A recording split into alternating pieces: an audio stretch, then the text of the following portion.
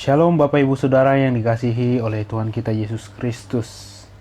Atas kemurahan Tuhan, kembali kita dapat belajar dari firman Tuhan. Hari ini kita akan melihat dari kitab Injil Matius pasal yang ke-13 ayat yang ke-18 sampai 33. Firman Tuhan ini berbicara tentang perumpamaan seorang penabur. Kisah ini dituliskan juga di dalam kitab Injil Markus pasal yang keempat ayat yang pertama sampai 20. Ditulis juga di Injil Lukas pasal yang ke-8 ayat yang keempat sampai ayat yang ke-15. Perumpamaan ini sangat menarik, di mana ini adalah perumpamaan pertama yang Tuhan sampaikan ketika dia mengajar orang banyak. Pada kitab Markus dituliskan bahwa perumpamaan ini adalah perumpamaan dasar.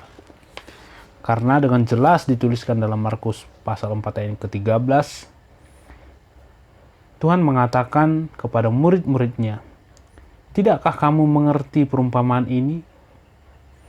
Kalau demikian, bagaimana kamu dapat memahami semua perumpamaan yang lain?" Jadi Bapak Ibu Saudara yang dikasihi oleh Tuhan, ini adalah perumpamaan dasar di mana Tuhan mengajarkan tentang kerajaan sorga. Kerajaan sorga adalah kerajaan Allah sendiri. Manusia tidak dapat memahami seperti apa kerajaan sorga. Allah dalam hikmatnya memberitahukan kepada manusia seperti apa kerajaan surga itu. Allah berbicara dalam perumpamaan. Karena apa? Ketika Allah berbicara tentang hal-hal yang ada di surga, manusia tidak akan mengerti karena manusia tidak dapat memahaminya. Maka Allah mengambil sebuah ilustrasi dalam bentuk perumpamaan supaya apa yang ada di bumi dapat menjadi contoh ketika Allah berbicara tentang apa yang ada di surga. Tuhan berbicara tentang seorang penabur. Penabur yang menaburkan benihnya. Penabur yang menaburkan benih ini ada di dalam dunia di mana banyak petani di dunia ini dan rata-rata masyarakat umum tahu seperti apa penabur bekerja. Bila kita baca kisah ini, dari cerita ini adalah seorang penabur yang menaburkan benihnya. Ada 4 tempat yang menjadi tempat ia menaburkan. Yang pertama di jalan, yang kedua di tanah berbatu-batu, yang ketiga di tengah semak belukar, dan yang keempat di tanah yang subur. Bagaimana kita dapat memahami perumpamaan ini? Kalau sekilas kita baca mungkin kita tidak akan mengerti. Karena apa? Ada muncul pertanyaan yang mengatakan, itu adalah kesalahan penabur. Kenapa? Penabur itu menabur di jalan. Penabur itu menabur di tanah berbatu-batu. Sudah tahu itu jalan. Kenapa ditaburkan di sana? Nah, untuk menghindari pernyataan yang demikian, pertanyaan yang demikian, maka kita harus melihat lebih dalam konsep penabur ini. Untuk memahaminya, mari kita lihat. Adalah seorang penabur menaburkan benihnya. Bagaimanakah seorang penabur menaburkan benihnya? Pertama-tama, tanah itu sudah disiapkan. Kemudian dia mengambil segenggam benih, kemudian dia mulai menaburkan benih itu. Dia mulai menyerahkan benih itu. Benih itu jatuh di tanah yang telah digemburkan itu. Kemudian benih itu juga jatuh pada bedengan-bedengan tanah itu. Bedengan-bedengan tanah ini sering disebutkan atau sering dijadikan sebagai jalan karena sering diinjak orang, para petani lewat di sana. Jadi benih yang jatuh itu adalah benih yang di bedengan tadi yang dikatakan tanah yang keras. Kemudian tanah yang berbatu-batu seperti apa? Tanah yang semak belukar seperti apa? Dari atas kelihatan adalah tanah yang baik. Tetapi kita tidak tahu di bawah lapisan tanah itu ada batunya. petani tidak tahu di bawah lapisan tanah itu ada batunya. Jadi perumpamaan ini sangat sederhana, dan kita harus memiliki hati yang jernih, pikiran yang baik untuk dapat mengerti apa yang menjadi pesan Tuhan bagi kita semua tentang perumpamaan ini. Dari keempat tipe jenis tanah yang disebutkan, 3 tipe diantaranya gagal menghasilkan buah. Atau boleh dikatakan 3 tipe ini tidak pantas atau tidak diselamatkan. Sedangkan yang diselamatkan itu adalah tanaman yang menghasilkan buah, atau tanah yang dimana tanaman itu bertumbuh dan menghasilkan buah. Ada yang menghasilkan 30, 60, dan 100 kali lipat. Maka bagaimana kita akan mengerti perumpamaan ini? Kalau di kitab Matius dikatakan pada pasal yang ke 18 sampai 33, kita juga bisa melihat arti perumpamaan ini diterangkan oleh Yesus sendiri. Ini berbeda dari perumpamaan yang lain, di mana perumpamaan ini langsung Tuhan Yesus memberikan pengertiannya, sehingga diharapkan setiap kita yang mendengar dapat mengerti, supaya kita memahami dan melakukan kehendak firman Tuhan itu sendiri. Mari kita lihat yang pertama. Apakah itu benih? Benih adalah firman Tuhan. Benih adalah firman Allah. Firman kerajaan Allah. Firman kerajaan surga. Kata kerajaan berarti sebuah pemerintahan, sebuah pengaturan, sebuah kehendak.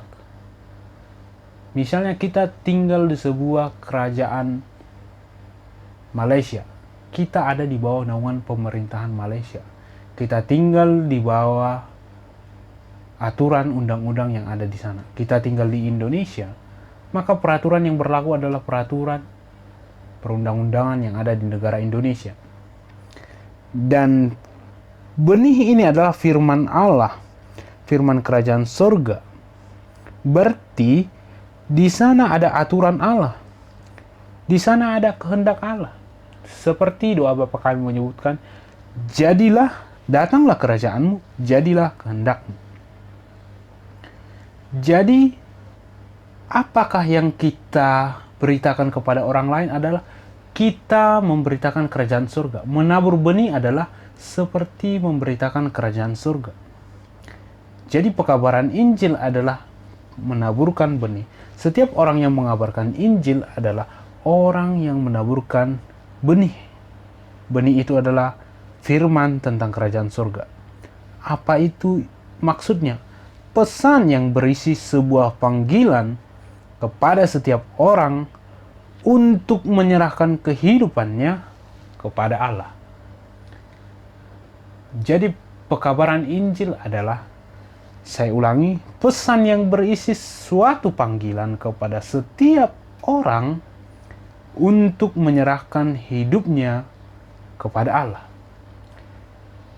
Kristus adalah benih itu. Kristus adalah firman Allah. Dan penabur pertama adalah Tuhan Yesus sendiri.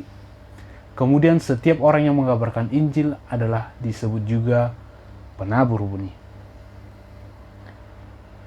Kemudian ketika ada orang yang telah mendengar panggilan Allah tadi, yang menyerahkan hidupnya kepada Allah, apa yang akan terjadi dalam kehidupannya? Apa yang akan dia terima?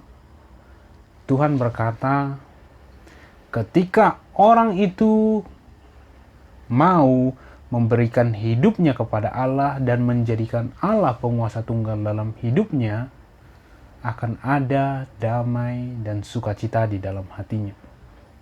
Dan akan ada penderitaan, penganiayaan, penindasan yang akan dialami. Jadi memberitakan firman Allah tidak hanya memberitakan Tuhan kita luar biasa, walaupun Allah itu adalah luar biasa, tetapi kita juga harus memberitakan bagaimana Kristus hidup, apa yang akan dimiliki oleh seorang Kristen, apa yang akan dialami seorang Kristen yang sejati, bagaimana perjalanan hidup setelah menerima Tuhan sebagai juru selamat. itulah yang perlu untuk diberitakan ketika mau mengabarkan Injil. Jadi sebagian orang memahami Yesus itu adalah tabib yang ajaib. Memang benar. Yesus adalah Tuhan yang berkuasa. Benar, dia Allah yang berkuasa. Tetapi Yesus juga adalah Allah yang merendahkan diri, menderita, ditolak di dunia, mengalami tekanan, penganiayaan, penderitaan. Jadi seorang Kristen itu mempercayai Allah yang hidup, Allah yang berkuasa, Allah yang mampu menyembuhkan, tetapi seorang Kristen juga akan mengalami hal-hal seperti yang dialami oleh Tuhan Yesus sendiri. Jadi Bapak Ibu Saudara yang dikasihi oleh Tuhan, ketika kita tahu benih itu apa, ketika kita tahu pekabaran Injil apa, yang menjadi intinya yang akan kita bahas berikutnya adalah kita harus tahu seperti apa kehidupan seorang Kristen. Kehidupan seorang Kristen adalah kehidupan yang penuh dengan tekanan, penganiayaan, penindasan. Tapi Allah berkata akan ada damai dan sukacita di dalam hati setiap orang yang menyerahkan kehidupannya kepada Kristus.